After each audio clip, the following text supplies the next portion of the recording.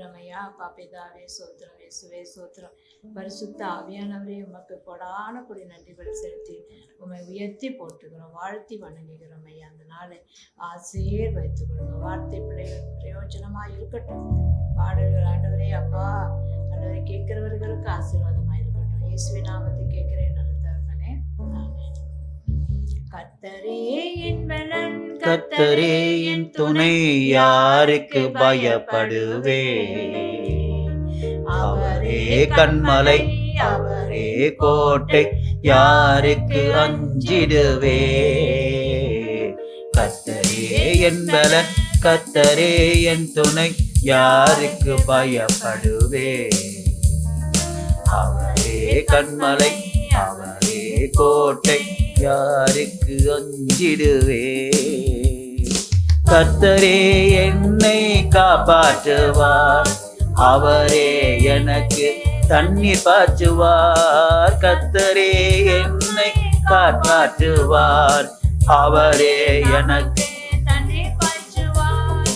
ஒருவரும் சேதப்படுத்தாதபடி இரவும் பகலும் காத்திடுவார். ஒருவரும் சேதப்படுத்தாதபடி இரவும் பகலும் காத்திடுவார். கர்த்தரே என் பலன், கர்த்தரே என் துணை, யாருக்கு பயப்படுவே?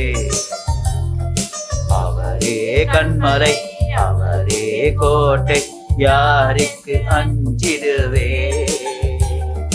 நெருக்கத்திலே கர்த்தரை நோக்கி கதறி கூப்பிட்டேன், இறங்கி வந்து குரலை கேட்டு விடுதலை கொடுத்தார்.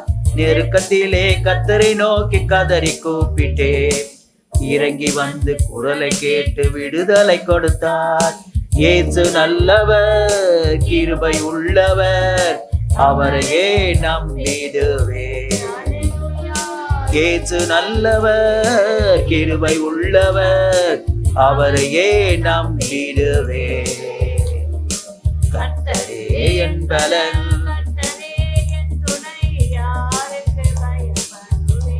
ஆமென். என் கண்மலை, அவரே கோட்டை, யாருக்கு அஞ்சிடுவே. வெண்கல கதவுகளை உடைத்திடுவார், இருப்பு தாழ்பாள்களை முறித்திடுவார். வெண்கல கதவுகளை உடைத்திடுவார், இரும்பு தாழ்பாள்களை முறித்திடுவார். அந்தகாரத்தில் உள்ள பொக்கிஷத்தையோ ஒளிபீடத்தில் உள்ள புதையலையும் தருவார். அந்தகாரத்தில் உள்ள பொக்கிஷத்தையோ ஒளிபீடத்தில் உள்ள புதையலையும் தருவார். கர்த்தரே என் பலன், கர்த்தரே என் துணை, யாருக்கு பயப்படுவே? அவரே கண்மலை, அவரே கோட்டை, யாருக்கு அஞ்சிடுவே? அல்லேலூயா, அல்லேலூயா. அப்பா நமக்கு துணையா இருக்கிறதுனால நம்ம யாருக்கும் பயப்படணும் அவசியமே இல்லை. அல்லேலூயா. இதோ அவரே நமக்கு நம்மை காப்பாற்றுகிறவராய் இருக்கிறார். அவரே நமக்கு அல்லேலூயா நம்மை சேதப்படுத்தாதபடி ஒவ்வொரு நாளும் நம்மளை பாதுகாக்கிறவராய் இருக்கிறார். அல்லேலூயா. விஷாலமான தூரமான ரியாந்தனமான நிக்கலவரம் கல்வார் ரத்தத்தை தெளிக்கிறமையா எப்போது கூட வியாதியோடு வறுமையோடு ஆண்டவரே அமர்ந்திருக்கிற பிள்ளைகளுக்காக நாங்கள் ஜெபிக்கிறோம். ஆண்டவரே ஏதோ வார்த்தை ஆண்டவரே பிள்ளைகளுக்கு ஆசீர்வாதமா இருக்கும்படியாக ஜெபிக்கிறோம் அப்பா. அல்லே வெண்கல கதவுகளை உடைத்து இரும்பு தாழ்பால்களை முறித்து அந்த வாரத்தில் உள்ள பொக்கிஷத்தை ஒளிப்படுத்துற புதையலை நான் கொடுப்பேன் என்று சொல்லுவேன். அநேக பிள்ளைகள் கடன் பிரச்சனையா இருக்கிற பிள்ளைகளுக்காக வேண்ட இந்த வேலை நான் ஜெபிக்கிறோம். கடனே இல்லாதபடி அநேகருக்கு கடன் கொடுக்கிறவர்களாக மாற்றுங்க ஐயா. தேவனால கூடாத காரியம் ஒன்றுமில்லை என்பதை மக்கள் அறிந்து கொள்ளணும் தகப்பனே. அல்லேலூயா. அறியாத மக்களும் அப்பா உண்மை அறிந்து கொண்ட தேவன் அப்பா நீர் அப்பா வழிவாசலை திறந்து கொடுக்க முடியாது ஜெபிக்கிறோம். ஷாலமான தூரமான அறியாந்த எல்லா அந்தகார கிரிகளை இயேசுவின் நாமத்தால் நிரமலமாக்கி கொடுக்கும். வியாதியோ வறுமையோ நாசம் மோசமோ பட்டயமோ எதுவும் பிள்ளைகளை உண்மை விட்டு பிரிக்காதபடி பாதுகாத்துக் கொள்ளுங்கப்பா. கிருபை சூழ்ந்து கொள்ளும். தேசத்துக்காக நாங்கள் ஜெபிக்கிறோம். அன்றே அப்பா தேசத்துல ஒரு சமாதானத்தை கொடுக்க முடியாது ஜெபிக்கிறோம் ஐயா. அப்பா வாக்கு சாவடியில் கூட உடைய கல்வார் ரத்தத்தை தீர்க்கிறோம். எந்தெந்த இடத்துல ஆண்டவரே அப்பா சுதந்திரம் தேர்தல் நடந்து கொண்டிருக்கிறது அந்தந்த இடத்திலும் கல்வார் ரத்தத்தை தெளிக்கிறோம். நீர் ஆண்டவரே ஜனத்துக்கு நல்ல ஞானத்தை கொடுங்க, பாதுகாப்பை கொடுங்க, ஆசீர்வதிங்க. எல்லா ஆளுகை செய்யற எல்லா தலைவர்களையும் உடைய ஆளுகைக்குள்ள கொண்டு வர முடியாது நாங்கள் ஜெபிக்கிறோம். நசரேயனா இயேசு கிறிஸ்து நாமத்தினால கேட்கிறோம் ஜீவன நடத்தப்பனே. கர்த்தருக்கு ஸ்தோத்திரம். இந்த நாளிலே தேவ சமூகத்தில் நாம் வந்து பொக்கிஷத்தை நாம் அறிந்து கொண்டிருக்கிறோம், புதையலை அறிந்து கொண்டிருக்கிறோம். வேற எதுவும் இல்லை, வார்த்தை தான் நமக்கு புதையலும் பொக்கிஷமா இருக்கிறது. அல்லேலூயா. கர்த்தருக்கு சபைனா என்ன, அல்லேலூயா, என்பதை நம்ம நன்கு அறிந்து கொள்ள வேண்டும். பிரியமானவர்களே, சபை எப்பொழுது துவங்கியது என்று பார்க்கும்போது முதல் எப்போ சபைக்கு ஒரு திட்டம் போடப்பட்டது என்பதை நாம் பார்க்கணும். பழைய ஏற்பாட்டிலலாம் என்ன இருந்துச்சு? கோவில்கள் இருந்தது, சபை கிடையாது. சபை எப்போ உருவாச்சு அப்படின்றத பார்க்கும்போது மத்தேயு புத்தகம் 16வது அதிகாரத்தில் 18வது வசனத்தில் பார்த்தீங்கன்னா, மேலும் நான் உனக்கு சொல்லுகிறேன், பேதுருகிட்ட ஆண்டவர் பேசுகிறார். மேலும் நான் உனக்கு சொல்லுகிறேன், நீ பேதுருவாய் இருக்கிறாய். பேதுருனா பாறை. இந்த கல்லின் மேல் என் சபையை கட்டுவேன், பாதாளத்தின் வாசல்கள் அதை மேற்கொள்வதில்லை. அன்னைக்கு தான் சொல்கிறார். அல்லேலூயா. இதான் ஃபஸ்ட்டு அந்த சபையை பற்றி அவர் வந்து யார்கிட்ட டிஸ்கஸ் பண்ணுறாருன்னா பேதுருகிட்ட சொல்கிறார். அல்லேலூயா. மேலும் நான் உனக்கு சொல்லுகிறேன், நீ பேதுருவாக இருக்கிறாய். நாம் எல்லாம் யாராக இருக்கிறோன்னா பேதுருவாக இருக்கிறோம், பாறைகளாக இருக்கிறோம். அல்லேலூயா. இந்த பாறையின் மேல் நான் என்ன செய்வேன்? சபையை கட்டுவேன். அப்போ சபைனா என்னது அப்படின்றது நம்ம புரிஞ்சுக்கணும். அந்த சபை எப்படிப்பட்டதாக இருக்குமா? பாதாளத்தின் வாசல்கள் அதை மேற்கொள்வது இல்லை. அல்லேலூயா. அப்போ நாமெல்லாம் பாறையா இருந்து சபையா இருக்கணும். நம்ம மேல கட்டப்பட்ட ஒரு சபையா நாம் இருந்தோம்னா இந்த சபையாகிய இந்த சரீரத்தை எந்த சாத்தானும் மேற்கொள்ளவே முடியாது. அதான் சத்தியம். அல்லேலூயா. இது எப்போ எதிர்க்குது? ஏசப்பா பிறந்து ஒரு 60-65 வருஷத்துக்கு அப்புறம் இது எழுதப்பட்டிருக்கு. அந்த 60-65 வருஷத்துக்குள்ளே எழுதப்பட்டிருக்கிறது. கர்த்தருக்கு ஸ்தோத்திரம். எப்போ அது நிறைவேறிச்சு அப்படின்னு கேட்டிங்கன்னா, அப்போஸ்தலர் 2:47 பார்த்தீங்கன்னா, தேவனை துதித்து ஜனங்கள் எல்லாரிடத்திலும் தயவு பெற்றிருந்தார்கள், ரட்சிக்கப்படுவதை கர்த்தர் அனுதினம் சபையிலே சேர்த்து கொண்டு வந்தார். அல்லேலூயா. தேவனை துதித்து ஜனங்கள் எல்லாரிடத்திலும் தயவு பெற்றிருந்தார்கள். அந்த நேரத்தில் யார் ரட்சிக்கப்படுகிறார்களோ அவர்களை கர்த்தர் என்ன பண்ணாராம்? அனுதினம் சபையில். அப்போ இயேசப்பாவுடைய ரட்சிப்பை யார் பெற்றுக்கொள்ளுகிறார்களோ அவர்கள் தான் சபைக்கு வர முடியும். வேற எங்கே வேணா போயிடலாம். ஆனால் ஒரு சபையில் வந்து உட்கார்ந்து வார்த்தையை கேட்கணும்னா எல்லாரால முடியுமானா முடியாது. காரணம், அவங்களுக்கு அந்த கிருபை கிடைக்கல, அந்த பொக்கிஷம் கிடைக்கல, அந்த புதையல் கிடைக்கல. அதுதான் ஏசப்பா. யார் ஏசப்பாவை ரட்சிப்பை பெற்றுக்கொள்ளுகிறார்களோ அவர்களை தான் ஆண்டவர் என்ன பண்றாராம்? சபையில கூட்டி சேர்க்கிறார். ஏன்னா ஒரு மனம் அந்த இடத்துல வந்த உடனே அந்த ஜனங்களுடைய எண்ணம்லாம் என்னன்னா ஏசப்பாவுடைய சிந்தை தான் அவங்க மேல இருக்கும். அவருடைய விருப்பத்தை நிறைவேற்றுகிறது தான் அவர் வேலையா இருக்கும். அவரை திருப்திப்படுத்தணும். ஏசப்பாவை என்ன செய்யணும்? திருப்திப்படுத்தணும். அதுக்கு நாம் எல்லாம் ஒருமனப்படணும். சபையினுடைய வேலையை என்னன்னா துதிக்கிறது தான். நீங்கள் அப்போஸ்தலர் 2 பார்த்தீங்கன்னா, கர்த்தருக்கு ஸ்தோத்திரம், 2வது வசனம் வாசிக்கிறேன் பாருங்க. அப்போது பலத்த காற்று, இல்லை அதுக்கு முன்பாக முதல் வசனத்தை வாசிக்கிறேன்.